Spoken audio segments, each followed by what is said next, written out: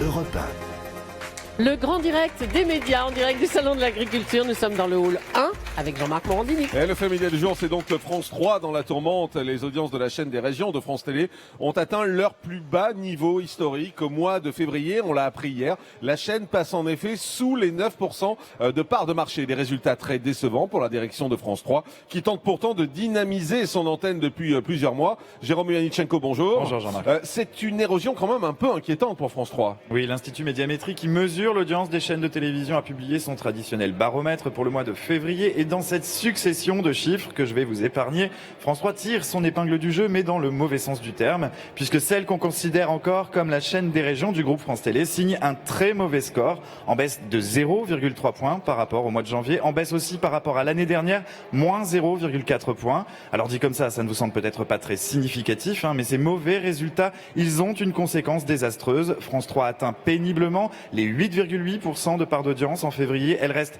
la 4e chaîne de France, derrière TF1, France 2 et M6. Mais elle franchit surtout un seuil symbolique. Elle passe sous la barre des 9% qui constituait jusqu'ici une sorte de ligne de flottaison. C'est une première historique pour la chaîne qui est celle qui résiste le moins bien sur cette vague au sein du groupe France Télé. Même France 4 et France O font mieux en gagnant du terrain, respectivement plus 0,3 et plus 0,2 points d'audience sur un an. Alors la question qu'on peut se poser, c'est de savoir s'il s'agit d'un échec du renouvellement des programmes engagés par la chaîne. Alors il est encore un peu tôt pour le dire, ne soyons pas trop définitifs, mais disons tout de même que c'est un signe que les choses patinent un peu au démarrage, et c'est surtout un signal que le chantier autour de France 3 se retrouve plus que jamais au cœur des préoccupations des dirigeants de l'audiovisuel public.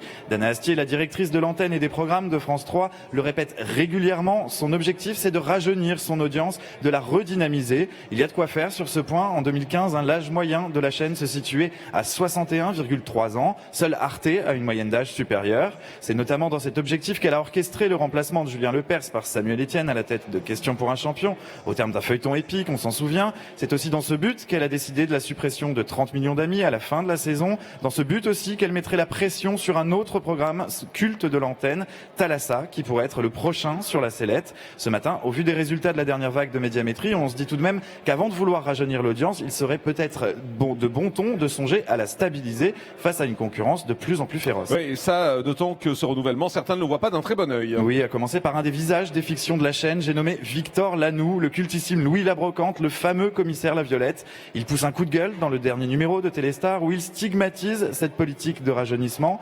Il constate que sa série, Les Enquêtes de La Violette, ne font plus partie des priorités de la chaîne. Si ça ne l'émeut pas, à titre personnel, ça l'inquiète sur les intentions de France 3 vis-à-vis d'une partie du public, celui qui est un peu âgé selon ses termes, mais qui représente quand même beaucoup de monde d'après lui. Une politique de rajeunissement dans laquelle il ne croit absolument pas. Selon lui, c'est faire du neuf avec du vieux. Et ça, il n'y croit pas une seule seconde. Des critiques qui rejoignent celles de Michel Drucker, qui avait un point de vue similaire sur les mutations, engagé récemment à France 2. Des critiques qui passeraient presque inaperçues ce matin si les résultats d'audience suivaient. Le problème, c'est que ça n'est pas le cas. Merci beaucoup, Jérôme Yanichenko.